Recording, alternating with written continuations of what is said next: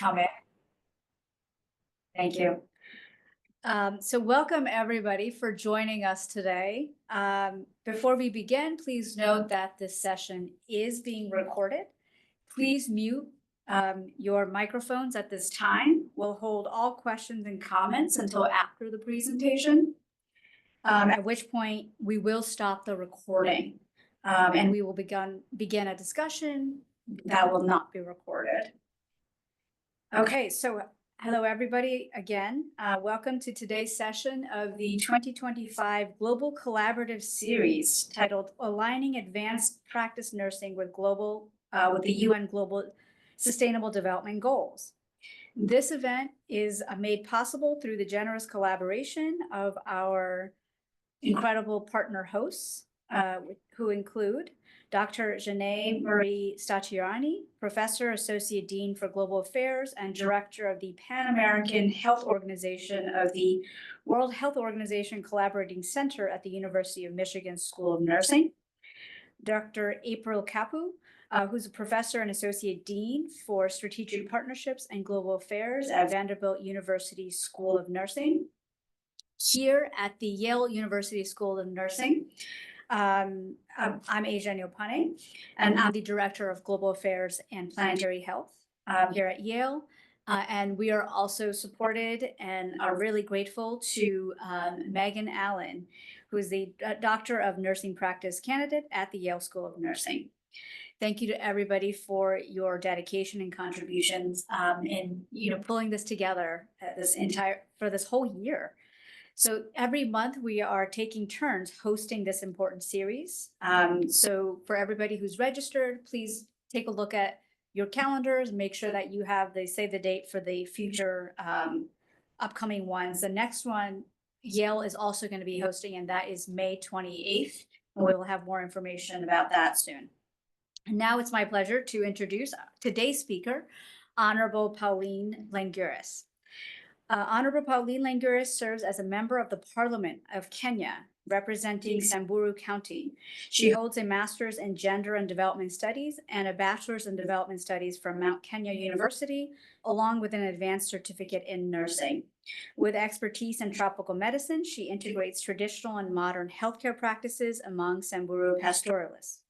Her focus includes bridging healthcare approaches, cultural influences on access, and merging indigenous and modern systems.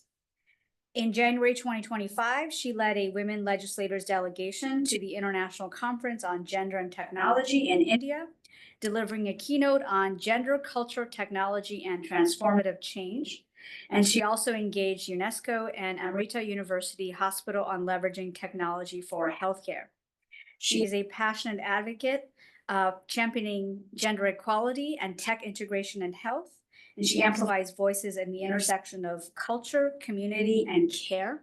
I had the really great honor and pleasure of meeting with and being with Honorable Lenguris in Kenya not too long ago, and I'm really, really grateful for her time today. Please join me in giving a really warm welcome to her as she shares her expertise with us today. Thank you. Okay. Yeah.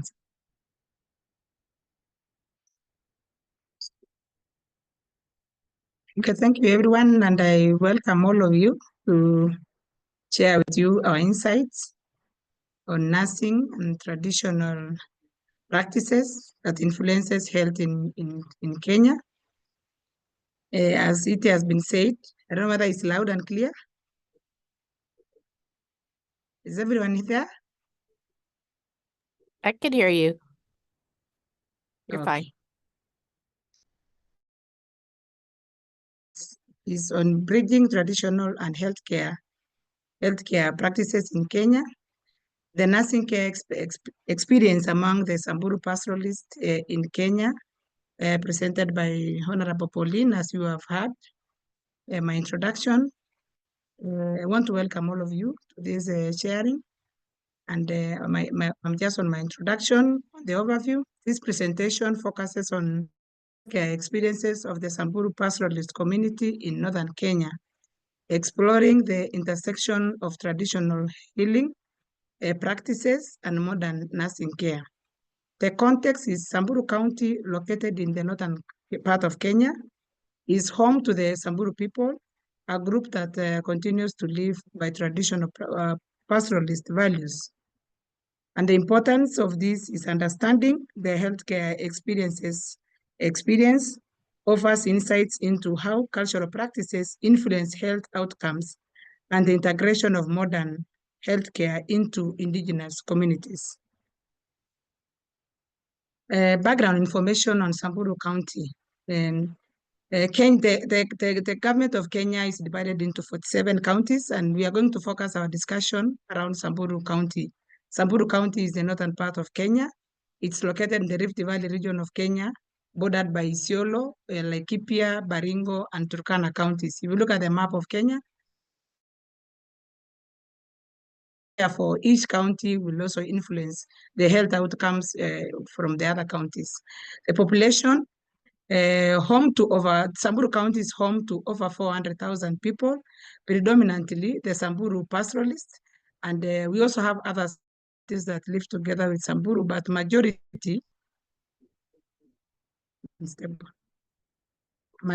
of the people who live in Samburu County at the Samburu community have other communities but live in smaller numbers. We have the Turkanas who live in Samburu. We also have the Merians, the Kikuyus, all the other tribes from the rest, but they live in smaller numbers.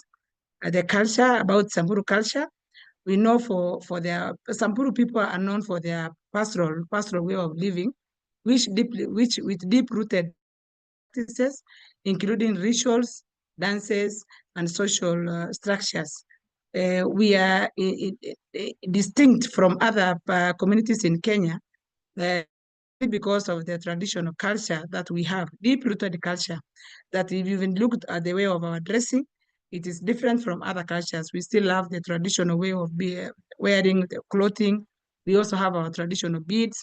So if you look at Samburu person and other people from the rest of the country, you can easily identify.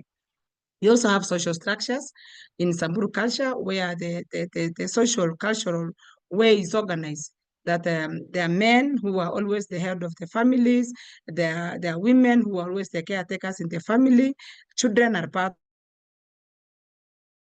the family, the community is organized in such kind of structures, and that will also influence on how they solve their problems when they come, because there are council of elders who always take care of the problems, as women are always passive receivers of the decisions that are always made by our men in the traditional ways. We also have the healthcare system, such as herbal medicine and spiritual healing dominates with limited access to formal healthcare services. If you look at the traditional way people are organized, traditionally we had herbal people who normally treat communities when they require treatment. And this list in Kenya here, and you look at the tradition, they become the healers because they treat sickness, all kind of sicknesses, using herbal medicines. And these guys are experienced. They go to the bush, they get the medicine and combine. Sometimes they boil, sometimes they give them as they are, and sometimes their medicine has worked. Most of the times, as the health workers, we look at of the traditional medicine, but most of the time it works, but it comes with a lot of challenges. Because sometimes when the patients are treated traditionally at home, they can be given overdose, which is one of the major problems that are encountered in the health facilities. They give people a lot of herbal medicine that even interfere with the internal organs. Sometimes they come with the enlarged livers, damaged kidneys, and such kind of things. But in most cases, because initially there were no health facilities in the region where I come from, or sometimes they are very far from where people live, so the only access where people could get help is going to the traditional healers who always live with them. So, and they are still there. For my discussion is to understand the role of traditional medicine and healthcare practices among the Samburu community. Number two is access to modern nursing care into the Samburu culture, into Samburu healthcare system? How do we integrate the modern nursing now into the existing to Samburu traditional health system, which is still active in some of the areas? And then number 3, we explore the challenges faced by providing healthcare in this unique cultural context, because we have now the modern nurses and we still have the existing traditional medical medicine healers. And therefore, how do we bring all of them on board so that each can synergize from the other? And then number 4, the impact of healthcare interventions on health outcomes. And number 5, recommendation or strategies that we can imply to improve healthcare delivery through cultural sensitivity, collaboration.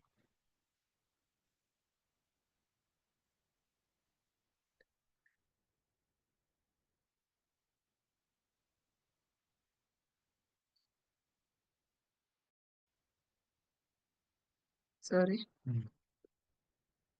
Now I want to welcome you to see a short video. This video shows us how these traditional people live.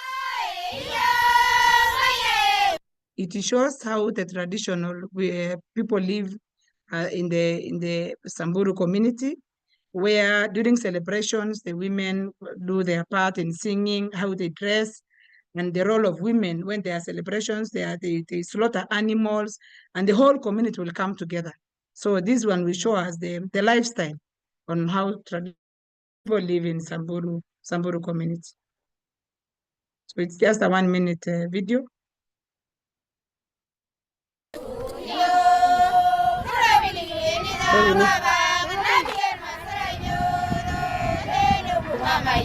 So that is the Manyako, where the community lives. That is the homestead. You will see behind it. And those are the animals, the cows, the goats, which is the main source of livelihood for our communities. And those are the Morans. Morans are young men who are undergone circumcision to experience their manhood before they get married or before they engage into any community activity. And that is the woman. Women always do the household chores. They take care of the animals, they take care of the children, they milk the cows. That is a cow. Now they have slaughtered the cow because of celebration. Now women go to carry meat to their families, because today was their kind of celebration where they slaughter animals, cows, and everyone will come to eat the meat. They live in a communal life, where when there is one animal that has been slaughtered, the whole community will come and eat together. Okay. Traditional healthcare practices that are among the Samburu communities, and one of them is the herbal medicine, as I had already alluded to. We have indigenous plants and herbs for treating different kinds of. For example, when you go to the traditional healers, they will show you different herbs that will treat different diseases. One is, for example, they have specific herbs that will treat malaria, that will treat diarrhea. There are specific that will treat injuries or cuts or minor injuries that people will get. So there are different specific plants for the specific conditions. The only challenge with these plants, sometimes they overdo. And we also have traditional healers, spiritual healers in the society. And these are elders or spiritual leaders. We call them in our local language like bonds. These are people, men who are really normally intercessors. They are between the community and God, because they believe in God. So these are like, when you want to ask for something, you go for them for blessings, and it's them who will intercede with God. And then we also have traditional beliefs, and the traditional beliefs often align with spiritual or ancestral connection, emphasizing harmony with nature and families. There are a lot of things that we observe. We respect the ancestors. We also look upon our spiritual ancestors, and there's a lot of connection between both of them. And we also respect the nature. There's a lot of respect in the nature among the, such that even before cutting a live tree, they must do a celebration, they must do a ritual like asking for permission to be able to cut that specific tree. So always there is a risk because entirely they also depend on nature for their livelihood. And there are also challenges that traditionally people face. One of them is delay in diagnosis or treatment because the traditional healers, urban men or women, normally take a lot of time to make a diagnosis. And I associate this because they have not gone to school, so they just guess on what kind of condition. So sometimes before they realize such condition, it will have taken too long, and maybe the treatment the patient will have maybe gotten into complications. And sometimes when patients are brought to the health practitioners, to the modern medicine, now it becomes difficult because sometimes they bring them too late, or they just bring them at the point of their death. So coming to the facility, they will be able to do nothing at all, or maybe very little if there is anything they can do. And then we also have modern healthcare interventions in Samburu County. Now, earlier we had spoken about the traditional healthcare system, and now maybe we look at the modern healthcare interventions in Samburu County. In Samburu County, there are health facilities. These health facilities mostly are owned by the government. Some are owned by the government. Some are faith-based owned by the churches, and they run quite a good number of facilities. Initially, when at the introduction of the modern healthcare, it was initially introduced by the church. So majority of the facilities were owned by the church, and they were employing the health workers, providing medicine, building the structures, and even doing the health from the facility. So the challenge we are facing right now is that there are limited number of healthcare centers which provide access, and these are mostly hindered by the geographical conditions of the area, because most of our people live very far from access. They live far from the facilities, some places where there are no roads. I believe the team that came to Sarara, they saw the kind of roads we have. And some communities live actually very far where they can't access. So when someone gets sick, by the time they bring to the hospital, it will be too late, or sometimes even they die on the way before they access any treatment. And then number two, nursing and medical services through the mobile clinics, and supported normally by the NGOs or NGOs, or sometimes the government, or sometimes the partners who come to the county. They are engaged into mobile outreaches so that they can reach those communities that live far from the community. And this has really helped because they do immunization when they go there. They treat also minor illnesses. When they see a condition that they cannot treat at the clinic, normally they refer, they help them even to bring them to the facilities where they can access those treatments. But there's also if you look at the nature of our facilities right now in Kenya, and particularly in Samburu County, a facility is normally supposed to have quite a good number of health workers. For example, if it's level 2 is a dispensary in Kenya, and level 3 is a health center. There are specific number of health workers that are required to be in a facility. For a clinical officer, they should have a laboratory technician. For example, if there is a laboratory, if there is a lab, for example, to test, and then they should also have a nurse who is supposed to provide nursing. They should sometimes also have a pharmacist who can help in dispensing the medicine. But the situation right now in Kenya, and particularly in Samburu, because Samburu is one of the hardship areas in Kenya, is so different.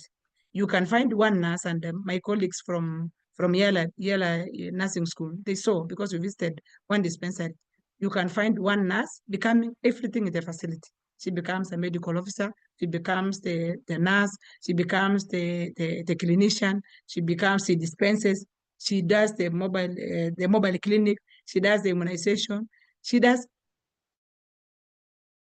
units. So there's really a lot of workload for the nurses in Kenya, and particularly in Samburu County. And you find at the end of the day, overwhelmed, and sometimes they are not able even to do anything when they go out of their job. So they become so exhausted, and sometimes they get demoralized, and you can find somebody even quitting the job because the job becomes too much. So there's also public health campaigns. Public health campaigns really helps in Samburu County because Majority of the people we handle in Samburu County are illiterate. These are to school and they cannot read and write. So they depend entirely on the information that we give them for the public health campaigns. And these campaigns are always organized to target on vaccination, because before they accept even the vaccination, you must explain to them the importance of these vaccines in the local language they understand. Because of the deep-rooted culture, there's a lot of resistance. So you must take a lot of public health education and public health campaigns so that these guys accept the vaccines to be able to control infections in their children. So we must do a lot of vaccination and hygiene education to reduce communicable diseases, which has really now become reduced. Used to be a very major problem affecting the communities, especially those who live in the rural areas. Sometimes you could get so bad outbreaks like diarrhea, sometimes measles, sometimes eye infections, and you find so many people dying before they get the intervention. So always part of the public health education becomes part of the mobile outreaches, so that before you do anything in the outreach, you always do health education to educate the community on the importance of vaccination, importance of treatment, importance of in a facility. And also, we also tell them the challenges that they face if they don't come to the facility. And then the other important thing is telemedicine. Recently, we introduced the remote consultation introduced throughout the country, and a few facilities now are connected to the level 6 facilities in the country. Like Samburu, we are connected to the Kenyatta National Hospital, where patients the scans are taken in Samburu County, consultation, a patient is in Samburu, but seen by a consultant, maybe in Nairobi or in another bigger city, and they are advised on the treatment. And sometimes because of the challenges of the network we face, mostly it becomes a challenge, because sometimes we get a network breakdown, even sending the slides sometimes, or sending the pictures, or even the access we get a communication breakdown. So that is one of the easier ways maybe to access the consultation from the specialist, but who are not able to be in all over the country. Maybe a few of them are in Nairobi, the head with the capital city, and they can treat patients at the rural facilities.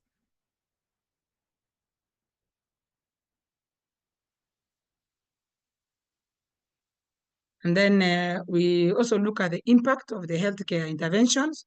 We look at the positive impacts first, then we can look at the challenges that are brought about by the healthcare system. Number one of the positive intervention, there is increased vaccination rate and reduced incidences of preventable diseases. As I said earlier, because of the health education that is system, a lot of children access the vaccination, and therefore we reduced the incidences of communicable diseases. Before, bad outbreaks in Kenya, like measles, like smallpox, like poliomyelitis, but since the introduction of vaccination, those conditions have gone down. And also the integration of education, so that mothers, whenever you become pregnant or wherever, any child under 5 years must access all the vaccination regimes until they finish. And the women have accepted it so much. Always it's the mothers who take their children to vaccination, and even our education campaigns mostly targets the mothers, because it's rare in Kenya, and especially in Samburu, to find a man escorting the wife to bring the child for vaccination. So we ensure that the women accept and understand well the importance of this vaccination, and also understand the periods when they're supposed to bring their children for vaccination, so that when they organize in such a place, they will always organize to bring their children there. They sometimes even walk very long distances. They can walk for 2 days to be able to come and access the vaccination treatment for their children. And then number 2, better hygiene practices and public health awareness. Also, because of the education that is ongoing and is integrated into our system, the hygiene practices have improved. Because I said before we do treatment, or before we offer any kind of service to our patients, normally we first do the education. Because one, it is important to address the issue of hygiene in Samburu, particularly because we have a lot of water challenges in Samburu. You can find a woman going to fetch water and carry the jerrycan in her back, going for 20 kilometers and then coming back. So you find because of the challenges of water, women cannot get enough water to clean their children or do their hygiene practices at home. So because of that challenge, the water challenges, mostly we get the skin conditions, and the women cannot be able to keep the high standards of hygiene. And we focus a lot on the public health awareness so that this challenge of poor hygiene in the homes, even personal hygiene or food hygiene, is addressed always when we get there. So because of the education, I can easily say here that it has improved, but we are not yet there. We still need to do a lot, continuously continue to train them, because these are people who have not gone to school, and they always need to be reminded anytime we do their clinics. Also, there are challenges that we face as we integrate the health interventions. One of the challenges is cultural resistance to modern medicine. You know, because of the traditional beliefs that the herbs traditionally used works better than the modern medicine. So you need to do a lot of conviction to ensure that these guys understand that the herbals they are using is just to treat the same condition as they have the modern medicine. But they must understand that the world has moved. And this cultural resistance comes because they have not been educated, and sometimes also it's a kind of income to the traditional herbs. So we need to educate them, to integrate them into the system so that they can also understand and they can help one another in ensuring that everyone access better treatment in the society. And then also the geographical barriers to healthcare access. As I said earlier, because of the geography of the area, some live very far, some do not have even access roads, and there are no means of even public vehicles that can carry them to come to the health center. That is one of the challenges we have faced. And in this condition, we have lost so many patients, and especially mothers who are coming to deliver or bringing their children for treatment. And then another one is limited healthcare infrastructure. We have a lot of challenges in the standards of the healthcare facilities that we have. One, in terms of infrastructure, if you look at the kind of facilities we have, we do not have all that we require to give a standardized care. Like you can go to a facility, you don't get a laboratory. Sometimes they lack even the cold chain storages that can preserve the vaccines. Sometimes they lack medicine. Sometimes it's one health worker operating all those departments. So there is limited infrastructure that will hinder the nurses from providing the standardized and required healthcare to the communities. And then number 5 is cultural misunderstanding between the providers and the community. Sometimes because of tradition, it becomes difficult for the communities to understand what the healthcare workers do. And it takes you a lot of energy, a lot of patience to educate them to understand, because traditionally, you know, they've been brought up to understand things differently, to understand that they have their local herbalist who can treat them when they're sick. They can go to the forest, get the herb and come and boil, and they take it and they get healed. So now, because we are in the modern medicine, we bring them slowly to understand that now we have moved. You can get to a better treatment where the dosage is controlled. You can be told about the side effects. You can be advised on how to use the drugs. You can use it for some time and stop it. So those are the things, the challenges that we face in providing healthcare, particularly in Samburu.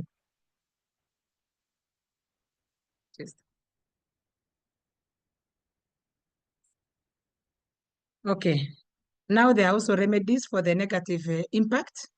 One of the remedies that we can use to address the negative impact is the cultural sensitivity.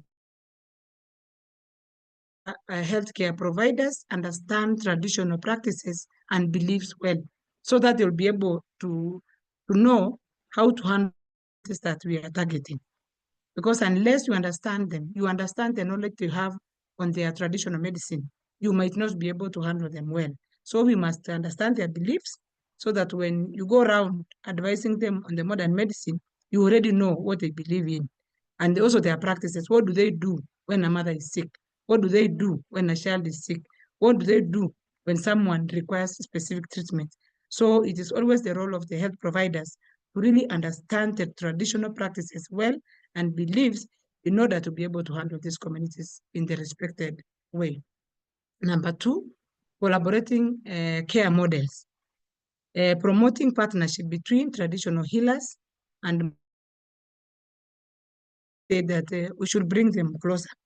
We should bring them closer to us so that we can understand their knowledge, we can understand their limitations, and we can also integrate the modern healthcare system. And this can easily bring the whole community to come and seek modern treatment. And then number three, we need community engagement, involve local leaders and elders in health education and care initiatives. I think it's one of the most important aspects because acceptance can only be done if the people have been trained well. We need to ensure that even the leadership of the community, because our setup is that we have leaders, elders, community elders who always sit at the decision-making level. So we must always target them into the health education because the soonest they will understand, the soonest they will ensure that all the people from the village will come and access treatment. So I think it's a very important target group that we need to ensure that they understand the aspect of healthcare, that the modern healthcare that we provide, and we integrate into the local medicine. And then number four, mobile health services. We expand mobile clinics and telemedicine to reach remote areas. I think it's only through mobile clinics that we can ensure a better coverage of our communities. So if we encourage, if we expand our mobile outreaches to be able to reach the communities that are not served today, I think that can help us to enable the communities to access treatment. Also for the telemedicine, to reach remote areas, because the specialists deployed to all the facilities. So we need to increase the telemedicine connection so that even a person in the remotest areas can be able to access a specialist so that they can be able to advise on specific care that they require.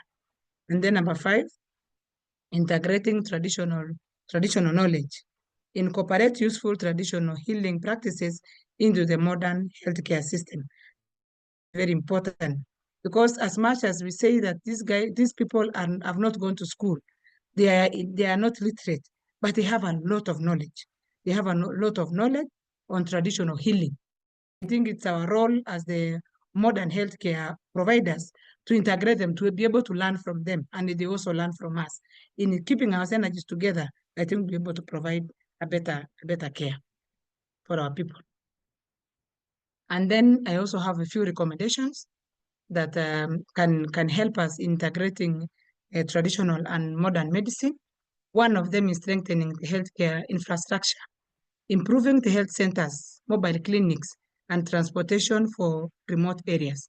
I think if we strengthen our healthcare system in terms of providing the infrastructure, increasing the mobile clinics, maybe providing the mobile vehicles that can transport the mothers when they are sick, when they need to deliver, when they have children who are sick, and maybe when the service is required. This can help these people who live away from the facilities, since not everyone can be able to come closer to the facilities. Number two, we need also to promote public health education, develop culturally appropriate health education materials and campaigns. We need to also to develop a culturally accepted and appropriate healthcare education material and for the campaigns that we do in the local language. Sometimes we can even make them in the traditional way. We can make them in the pictorial model that when you get a picture, people can learn from the picture, because the slides or complicated pictures. So we must make into the language they understand, and something that is culturally accepted.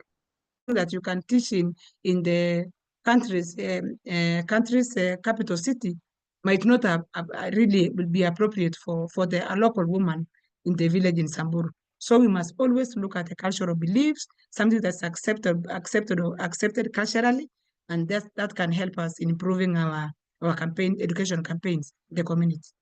And then number 3, foster partnership with local leaders. And this will mean collaborate with local leaders to improve trust and bring everyone on board if you want to succeed in incorporating local medicine and modern medicine. So we need to bring all the leaders on board, educate them on modern, integrate the local medicine so that we all move together as a team. And then number 4, incorporate also traditional healers, because they also play a very important role.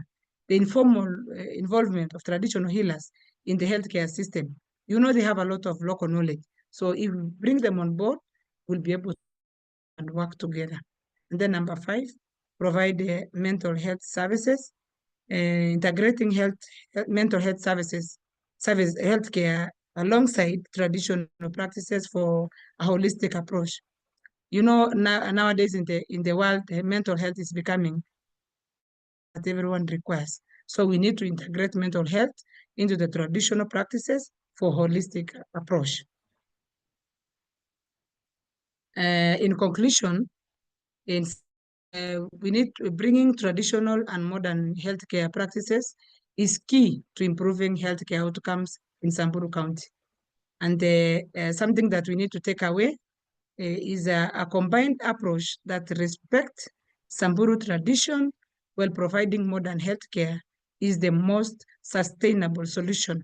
That we are saying here that we need to bring important tradition that people of Samburu value and integrate into the modern healthcare.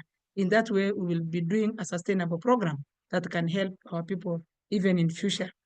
And then for future outlook, we need to continued research and community involvement will ensure better healthcare outcomes for the Samburu community, for the Samburu people. And I think I'm done. That is all I've prepared for you. And in case you have any questions, or any inquiries, or any comments, I think I'll be ready to answer.